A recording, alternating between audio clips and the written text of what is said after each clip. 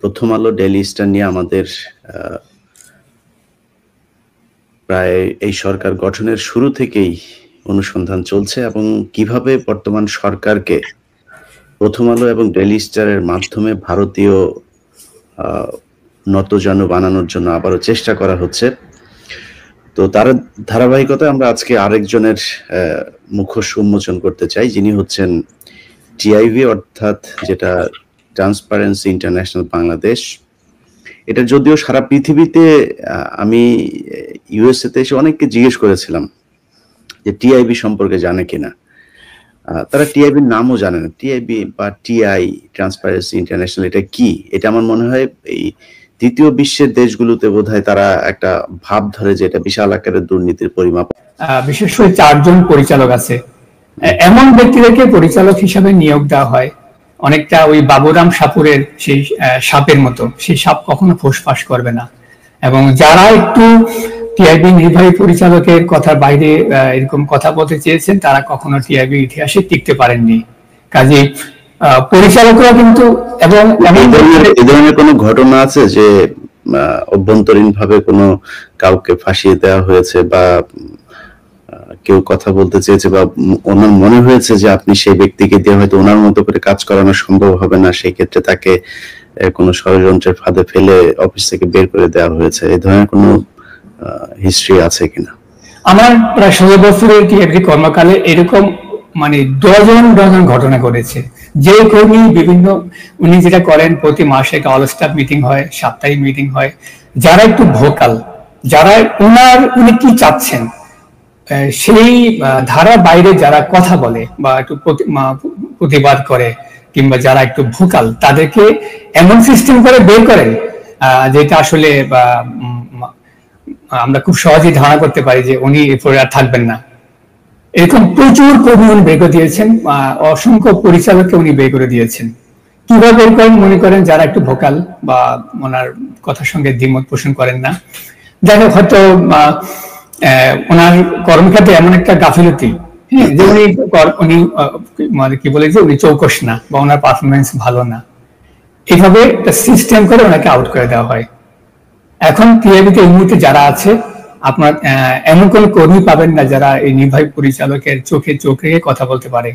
এমন ব্যক্তিদেরকে যাচাই বাছাই করে সর্বশেষ 2022 সালে টিআইবির একটু যে নতুন প্রকল্প শুরু হয়েছে, সেটা আওতায় প্রায় 185 জন কাজ করছে।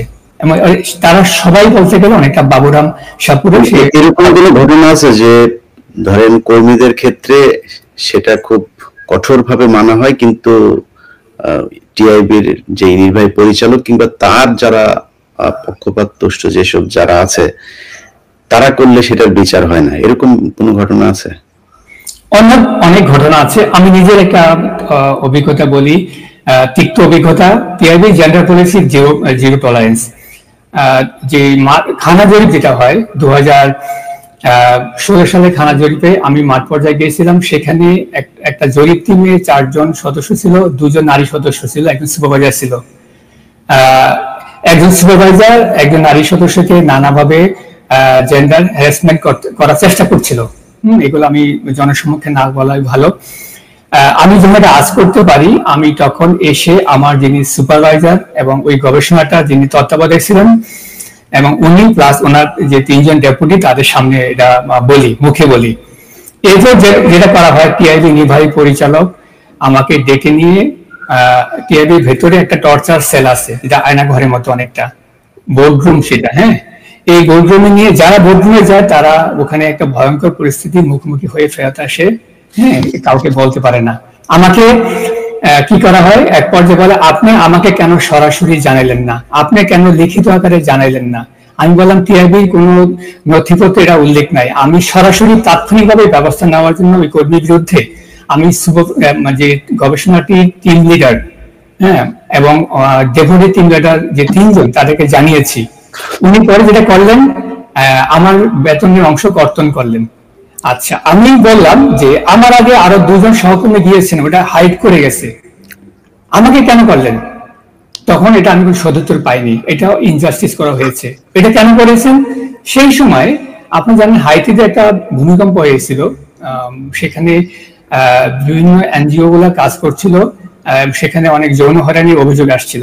ওই সময় এটা top of the country, top of the world ছিল এই ইস্যুটা।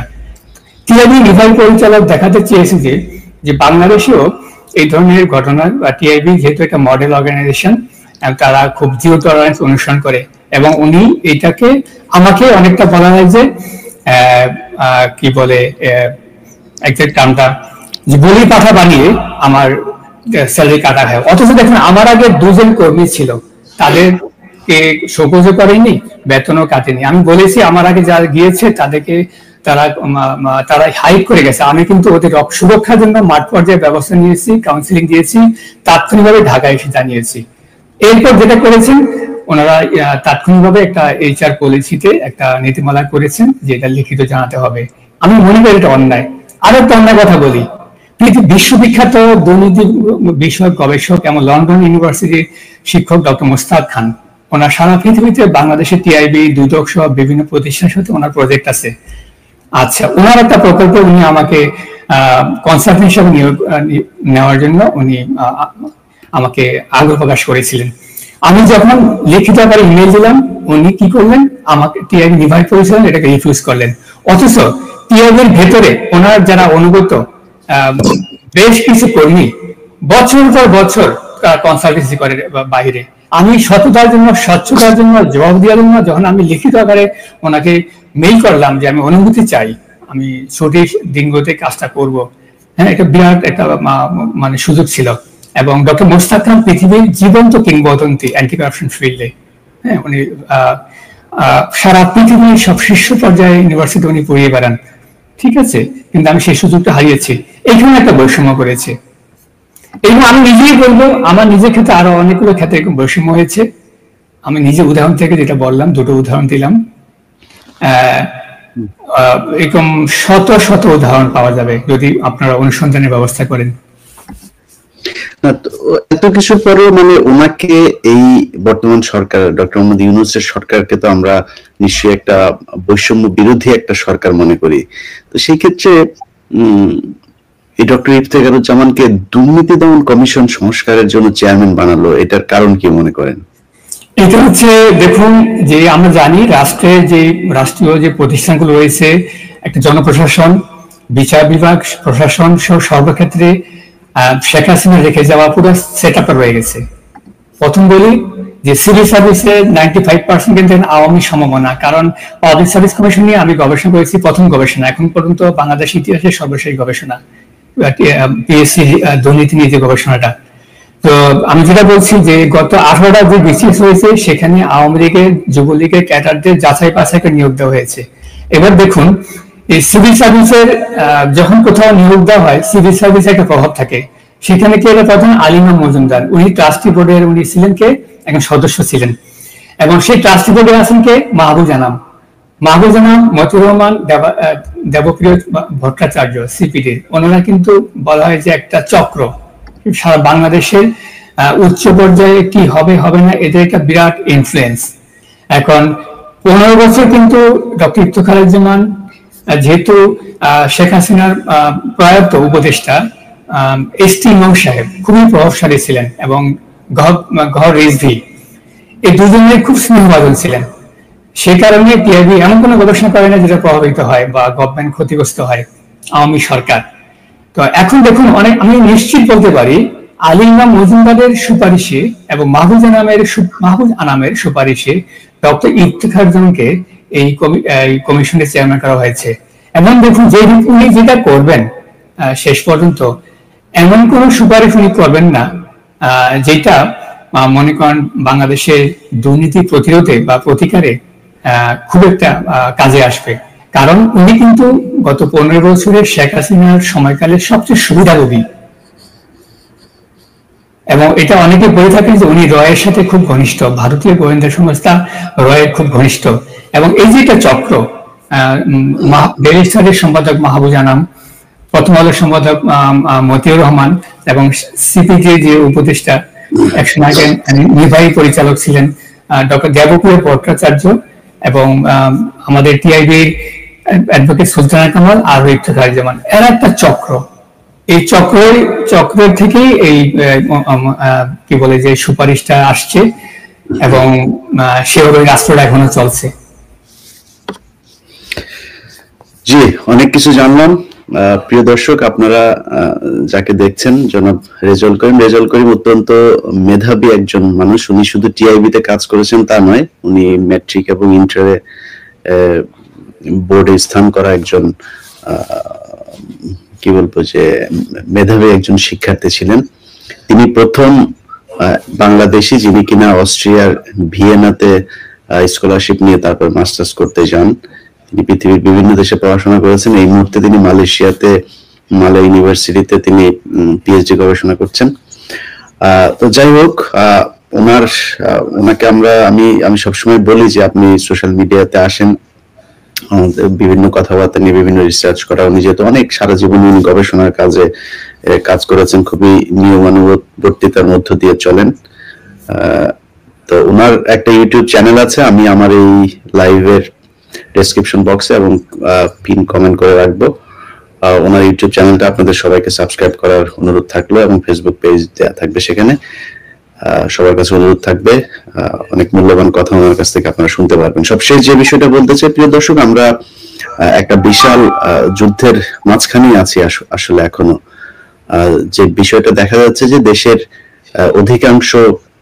অধিকাংশ বললে ভুল হবে, আসলে প্রায় 99% সাংবাদিক থেকে শুরু করে দেশের রাজনীতিবিদ থেকে শুরু করে বিভিন্ন ব্যবসায়ী সবাই আসলে একটা মানে অদ্ভুত রকমের একটা জিনিস দেখা যাচ্ছে যে কেমন যেন আসল যে কথাটা, যে সত্য যে কথাটা, সেই কথাটা বলতে কোথায় যেন ভয় পাচ্ছে।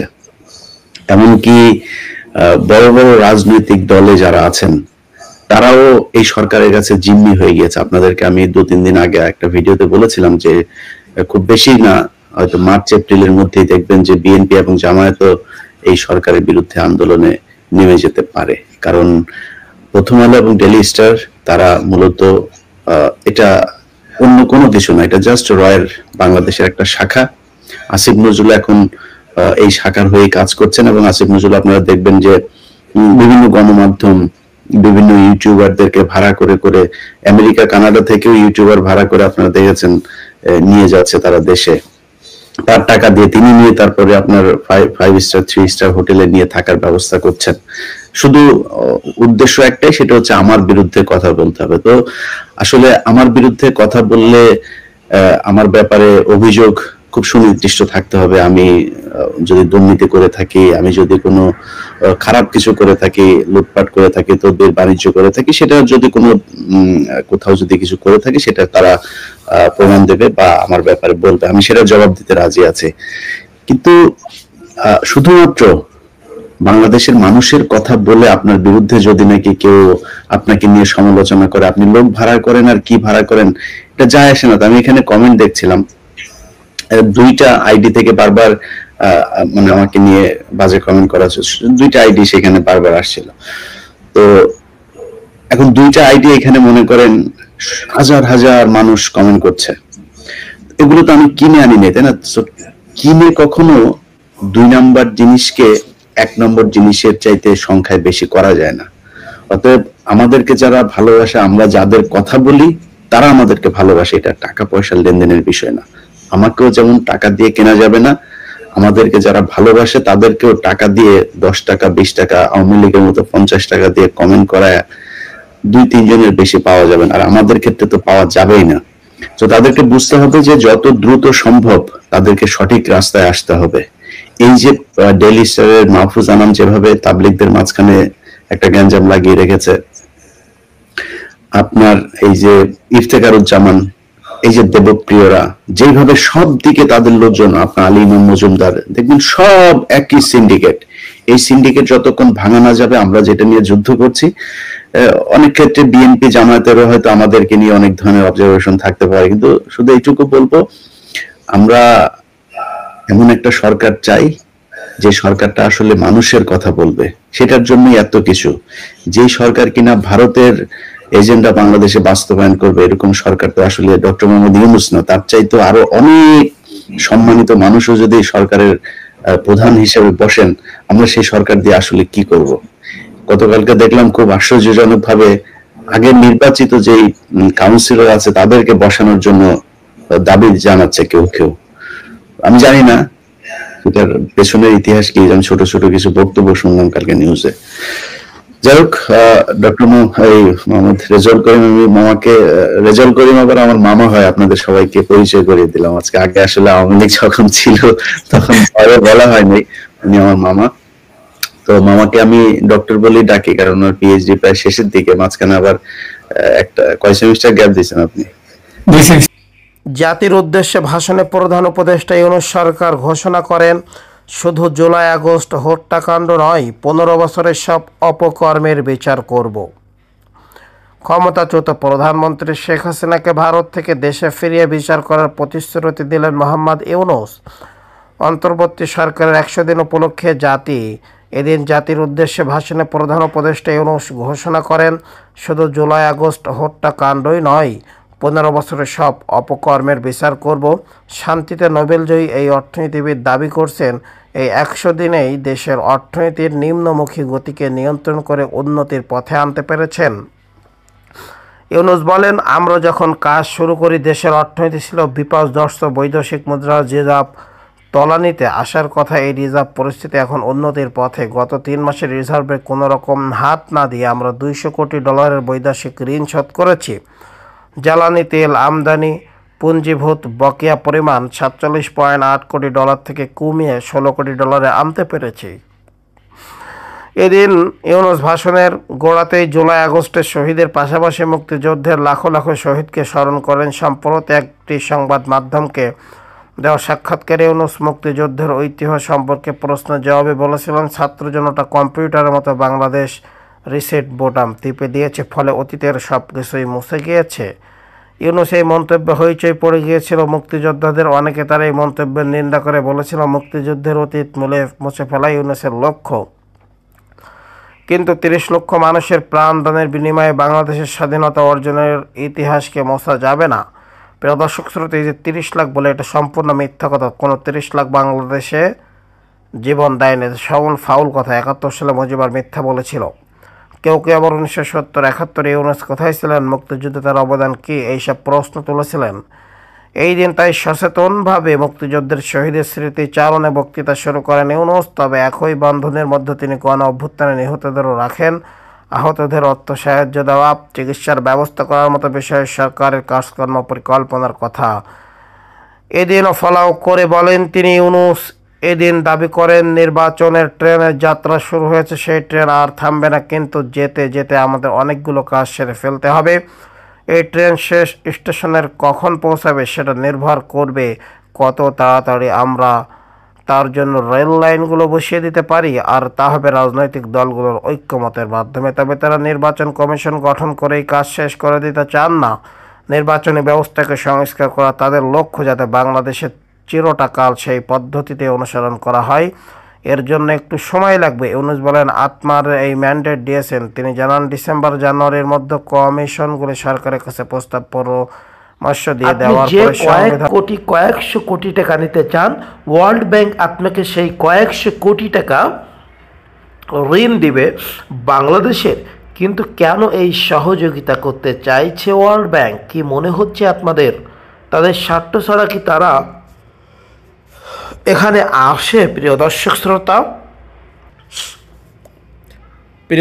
শ্রোতা, আপনাদের কি মনে হচ্ছে? বাংলাদেশকে ঋণ দিতে চাই, দরিদ্র দেশগুলোর জন্য ঋণ সহায়তা ঘোষণা দিয়েছে বিশ্বব্যাংক। প্রতিষ্ঠানটি জানিয়েছে, দরিদ্র দেশগুলোকে $100 বিলিয়ন ঋণ সহায়তা দেওয়া হবে। শুক্রবার 6 ডিসেম্বর আল জাজিরার এক প্রতিবেদনে এ তথ্য জানানো হয়েছে। বিশ্বব্যাংকের এক মুখপাত্র এএফপিকে জানান, দরিদ্র ও বিপদাপন্ন দেশগুলোকে $100 বিলিয়ন অনুদান ও ঋণ সহায়তা দেয়া হবে। ঋণ এবং অনুদানের জন্য প্রতিষ্ঠানটি ইতিমধ্যে প্রায় $24 বিলিয়ন সংগ্রহ করেছে। তিনি বলেন, গত 3 বছর তহবিল সংগ্রহের প্রতিশ্রুতিকৃত প্রায় 23.5 বিলিয়ন থেকে সামান্য বৃদ্ধি করা দাতা দেশগুলো ব্যাংকের বেয়াতি ঋণ পরিশোধের জন্য 23.7 বিলিয়ন ডলার করার প্রতিশ্রুতি দিয়েছে। এটি আন্তর্জাতিক উন্নয়ন সংস্থা আইডি নামে পরিচিত।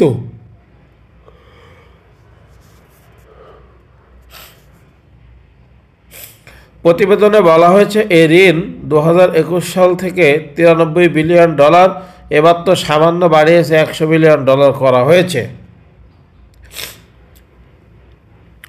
আইডি প্রধানত বিশ্বের 78টি দরিদ্রতম দেশকে অনুদান সহায়তা দিয়ে থাকে। এ খাতে কোভিড-19 প্রভাবে অর্থনৈতিক ক্ষতি থেকে শুরু করে জলবায়ু পরিবর্তন অন্তর্ভুক্ত রয়েছে। বিশ্বব্যাংকের অন্যতম গুরুত্বপূর্ণ কার্যক্রম আইডি। এ প্রকল্পে যুক্তরাষ্ট্র, জাপান, যুক্তরাজ্য, জার্মানি সহ ইউরোপীয় বেশ খাতে 4 বিলিয়ন অর্থায়নের ঘোষণা দিয়েছে। এছাড়া নরওয়ে এবং স্পেন সহ বিভিন্ন দেশও অর্থায়ন উল্লেখযোগ্যভাবে বাড়িয়েছে। প্রিয় দর্শক শ্রোতা, ইতিমধ্যে আপনাদের কি মনে হচ্ছে অবশ্যই সবাই কমেন্ট।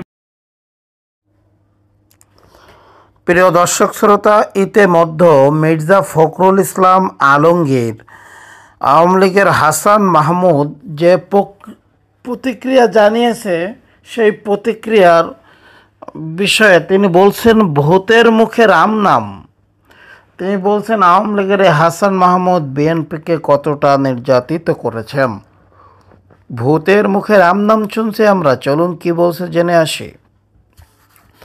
আওয়ামী লীগের যোগ্য সাধারণ সম্পাদক হাসান মাহমুদ গণতন্ত্র পুনরুদ্ধার নিয়ে যে বক্তব্য দিয়েছেন সেটাকে ভূতের মুখে রাম নাম বলে মন্তব্য করেছেন বিএনপির মহাসচিব মির্জা ফখরুল ইসলাম আলমগীর। তিনি বলছেন তাদের আওয়ামী লীগ মুখে গণতন্ত্রের কথা মানুষ আর বিশ্বাস করে না। রোববার লন্ডন ভিত্তিক চ্যানেল এস টেলিভিশনে এক সাক্ষাৎকারে শেখ হাসিনা সরকারের সাবেক পররাষ্ট্রমন্ত্রী ডক্টর হাসান মাহমুদ বলেন, দেশের গণতন্ত্রের পুনরুদ্ধারের প্রয়োজন হলে বিএনপির সঙ্গে একযোগে কাজ করার বিষয়, আওয়ামী লীগ হলে বিএনপির সঙ্গে একযোগে কাজ করার বিষয় আওয়ামী লীগ প্রস্তুত। বিএনপি যে গণতন্ত্র পুনরুদ্ধারের কথা বলছে, একটি অবাধ নিরপেক্ষ সুষ্ঠু নির্বাচনের কথা বলছে, সেটির সাথে আমরা একমত এবং প্রয়োজনে বিএনপির সাথে একযোগে গণতন্ত্র পুনরুদ্ধারের জন্য আমরা কাজ করব। এদিকে ছাত্র জনতার অভ্যুত্থানে আওয়ামী লীগ শাসনের পতন হয় গত 5 আগস্টে। প্রিয় দর্শক শ্রোতা, সাবেক প্রধানমন্ত্রী শেখ হাসিনার পতনের পর থেকে আত্মগোপনে দলের নেতাদের একটা বড় অংশ বিদেশে পালিয়ে গেছেন। এমন পরিস্থিতিতে আত্মগোপনে থেকে হাসান মাহমুদ যখন বিএনপির সঙ্গে কাজ করতে আওয়ামী লীগের আগ্রহের কথা বলেছেন, তখন দলটির ভিতরে এ ধরনের চিন্তা থাকতে পারে বলে মনে করছেন বিশ্লেষকদের অনেকে। তবে বিএনপি নেতারা তা নাকচ করে দিয়েছেন। প্রিয় দর্শক শ্রোতা, সাক্ষাৎকারে হাসান মাহমুদ বলছেন, বিএনপিকে নির্বাচনে আনতে না পারা আওয়ামী লীগের বড় রাজনৈতিক ভুল ছিল। তিনি বলেন, বিএনপি অবশ্যই সবসময় নির্বাচন বর্জন ও প্রতিহত করার চেষ্টা করেছে, কিন্তু যেহেতু আমরা দায়িত্বে ছিলাম আমাদের এই জায়গায়। প্রিয় দর্শক শ্রোতা, ইতিমধ্যে ইলিয়াস হোসেনের বক্তব্য নিয়ে আসিফ নজরুলের যে প্রতিক্রিয়া জানানো হয়েছে, আসিফ নজরুল যে মুখ খুললেন, যে প্রতিক্রিয়া জানালেন, ইলিয়াস হোসেনের বক্তব্য নিয়ে আসিফ নজরুলের প্রতিক্রিয়া। আইন উপদেষ্টা অধ্যাপক আসিফ নজরুল বলছেন, একটা ভিডিওতে দাবি করা হয়েছে 3-4 তারিখ আগস্ট রাতে আমি নাকি আর্মি অফিসারদের নিয়ে এবং ভারতের দালালদের নিয়ে মিটিং করেছি। আমি অবাক হয়ে যাই, মানুষের কল্পনার একটা সীমা থাকা উচিত, মিথ্যা কথা কেন বলবো। শনিবার 30 নভেম্বর জাতীয় প্রেস ক্লাব বাংলাদেশ সংবাদ সংস্থার বাসস আয়োজনে স্মৃতির মিনার গণ অভ্যুত্থান 2024 শীর্ষক এক অনুষ্ঠানে বক্তৃতাকালে ইলিয়াস হোসেনকে উদ্দেশ্য করে তিনি এই প্রতিক্রিয়া করেন। আসিফ নজরুল বলেন, 3 তারিখ রাতে আমি অধ্যাপক মাহবুব মোর্শেদের সঙ্গে শহীদ মিনারে সমাবেশ করার পর রাত 9টা পর্যন্ত ছিলাম। তারপর বাসায় গিয়েছিলাম। তারপর ঢাকা ইউনিভার্সিটির ইলেকট্রিক্যাল অ্যান্ড ইলেকট্রনিক্স ইঞ্জিনিয়ারিং ইউইউ বিভাগের অধ্যাপক মুস্তফা মামুন, তিনি ফোলার রোডে 19 নম্বর বাসায় থাকেন, তার বাসায় রাতে থেকেছি। শুনেছি আমাকে মেরে ফেলা হবে অথবা গ্রেফতার করবে। 4 তারিখ সন্ধ্যার পর অনলাইন অ্যাক্টিভিস্টদের একটি প্রোগ্রামে অংশ নিয়েছি। যেটার ভিডিও আপনারা দেখেছেন। আমাকে সবাই বলছে পালিয়ে যেতে, আমি আবার মোস্তফা মামুনের বাসায় চলে যাই। এখন আপনারা বলেন সব কিছুর তো একটা সীমা আছে। এ সময় উদাহরণ দিয়ে তিনি বলেন, এখন আবার যদি বলে আসিফ নজরুলের চোখ হলো 5টা, মানুষ কি প্রতিবাদ করে বলবে ভাই আপনার চোখ 5টা হলো কেন? আমাকে অনেকেই বলেন ভাই এটা একটু ক্লিয়ার করেন। কি ক্লিয়ার করব? সব কিছুর তো একটা সীমা আছে, তাই না? ইলিয়াস হোসেনকে উদ্দেশ্য করে উপদেষ্টা আরও বলেন, আপনি তো সত্যের কাছাকাছি থাকলেও মানুষ প্রতিবাদ করবে। আজগবির তো একটা সীমা থাকা দরকার। এটা ব্যক্তিগতভাবে বললাম, শুধু আমার ক্ষেত্রে, কারোর ক্ষেত্রে হচ্ছে না। প্রিয় দর্শক শ্রোতা, ইতিমধ্যে ইলিয়াস হোসেনের বক্তব্য নিয়ে আসিফ নজরুলের যে প্রতিক্রিয়া জানানো হয়েছে, আসিফ নজরুল যে মুখ খুললেন, যে প্রতিক্রিয়া জানালেন, ইলিয়াস হোসেনের বক্তব্য নিয়ে আসিফ নজরুলের প্রতিক্রিয়া। আইন উপদেষ্টা অধ্যাপক আসিফ নজরুল বলছেন, একটা ভিডিওতে দাবি করা হয়েছে 3-4 তারিখ আগস্ট রাতে আমি নাকি আর্মি অফিসারদের নিয়ে এবং ভারতের দালালদের নিয়ে মিটিং করেছি। আমি অবাক হয়ে যাই, মানুষের কল্পনার একটা সীমা থাকা উচিত। মিথ্যা কথা কেন বলবো? শনিবার 30 নভেম্বর জাতীয় প্রেস ক্লাব বাংলাদেশ সংবাদ সংস্থার বাসস আয়োজনে স্মৃতির মিনার গণ অভ্যুত্থান 2024 শীর্ষক এক অনুষ্ঠানে বক্তৃতাকালে ইলিয়াস হোসেনকে উদ্দেশ্য করে তিনি এই প্রতিক্রিয়া করেন। আসিফ নজরুল বলেন, 3 তারিখ রাতে আমি অধ্যাপক মাহবুব মোর্শেদের সঙ্গে শহীদ মিনারে সমাবেশ করার পর রাত 9টা পর্যন্ত ছিলাম। তারপর বাসায় গিয়েছিলাম। তারপর ঢাকা ইউনিভার্সিটির ইলেকট্রিক্যাল অ্যান্ড ইলেকট্রনিক্স ইঞ্জিনিয়ারিং ইউইউ বিভাগের অধ্যাপক মোস্তফা মামুন, তিনি ফুলার রোডে 19 নম্বর বাসায় থাকেন, তার বাসায় রাতে থেকেছি। শুনেছি আমাকে মেরে ফেলা হবে অথবা গ্রেফতার করবে। 4 তারিখ সন্ধ্যার পর অনলাইন অ্যাক্টিভিস্টদের একটি প্রোগ্রামে অংশ নিয়েছি, যেটার ভিডিও আপনারা দেখেছেন। আমাকে সবাই বলছে পালিয়ে যেতে, আমি আবার মোস্তফা মামুনের বাসায় চলে যাই। এখন আপনারা বলেন সব কিছুর তো একটা সীমা আছে। এ সময় উদাহরণ দিয়ে তিনি বলেন, এখন আবার যদি বলে আসিফ নজরুলের চোখ হলো 5টা, মানুষ কি প্রতিবাদ করে বলবে ভাই আপনার চোখ 5টা হলো কেন? আমাকে অনেকেই বলেন ভাই এটা একটু ক্লিয়ার করেন।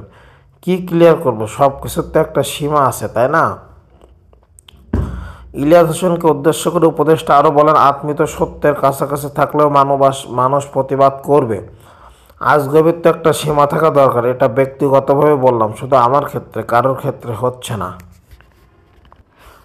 প্রিয় দর্শক শ্রোতা, ইতিমধ্যে বাংলাদেশ পুলিশ প্রধান যে নতুন হয়েছেন মইনুল ইসলাম, তিনি ইতিমধ্যে যুক্তরাষ্ট্রের ইন্টারপোল সম্মেলনে যোগ দিতে যুক্তরাজ্য যাচ্ছেন, মানে ইংল্যান্ডে যাচ্ছেন। এই IGP, inspector general of police Bangladesh Mohammad Moinul Islam ইন্টারপোলের 92তম সাধারণ অধিবেশনে যোগ দিতে শনিবার 2 নভেম্বর যুক্তরাজ্যের উদ্দেশ্যে ঢাকা ত্যাগ করছেন। আইজিপি সম্মেলনের 2 সদস্যের বাংলাদেশ প্রতিনিধি দলের নেতৃত্ব দেবেন। প্রতিনিধি দলের ওপর সদস্য হবেন পুলিশ হেডকোয়ার্টার্সের এআইজি আলী হায়দার চৌধুরী। 4 দিনব্যাপী 7-4 নভেম্বর ইন্টারপোলের 92তম সাধারণ অধিবেশন যুক্তরাজ্যের গ্লাসগো শহরে অনুষ্ঠিত হবে। ইন্টারপোলের 196টি সদস্য দেশের প্রতিনিধিরা এতে অংশগ্রহণ করবেন। অধিবেশনে বাংলাদেশ প্রতিনিধি দলের সঙ্গে যুক্তরাষ্ট্র, কানাডা, চীন, মালয়েশিয়া, অস্ট্রেলিয়া, তুরস্ক, কাতার, জার্মানি, মালদ্বীপ, দক্ষিণ কোরিয়া আরও অনেক দেশ থাকবেন। এ সভায় ওরা থাকবেন। এছাড়া বাংলাদেশ পুলিশ এবং অস্ট্রেলিয়ান ফেডারেল পুলিশের মধ্যে দ্বিপাক্ষিক পুলিশি সহযোগিতা সংক্রান্ত সমঝোতা স্বাক্ষরিত হবে। এর ফলে বাংলাদেশ পুলিশের বৈশ্বিক পুলিশি সহযোগিতার নতুন দ্বার উন্মোচিত হবে। ইন্টারপোলের এবারের সাধারণ অধিবেশনের বায়োমেট্রিক, ফ্রন্টলাইন সক্ষমতা, এআই এবং পুলিশিংয়ের ভবিষ্যৎ টেকসহ বহুপাক্ষিকতা, একটি সম্বন্ধিত বিশ্ব নিরাপত্তা, স্থাপত্য ও আইন প্রয়োগকারীদের নেতৃত্বে ভবিষ্যৎ 4টি প্রধান ইন্টারঅ্যাক্টিভ প্ল্যান থাকবে, যা সংস্থাটির বৈশ্বিক অপরাধ ও আন্তর্জাতিক পুলিশিংয়ের ভবিষ্যৎ সম্পর্কে বিভিন্ন দিক বিশ্লেষণ করবে। রয়েছে ফলে শুধু বেসরকারি খাতেই বিদেশি ঋণ কমেছে $121 কোটি, যা শতকরা হিসাবে প্রায় 11 ভাগ। রিজার্ভে হাত না দিয়ে 3 মাসে $5 বিলিয়ন ঋণ পরিশোধ করে প্রশংসায় ভাসছেন ডক্টর ইউনূস সরকার। একই সাথে অর্থনীতির এই ইতিবাচক ধারার গুরুত্বপূর্ণ অবদান থাকায় প্রবাসীদেরও প্রশংসা করছেন নেটিজেনরা। ফেসবুকে এসকে রাশেদ লিখেছেন, স্বৈরাচার ফ্যাসিস্ট দল আওয়ামী লীগ ও তার দোসররা যেভাবে দেশটাকে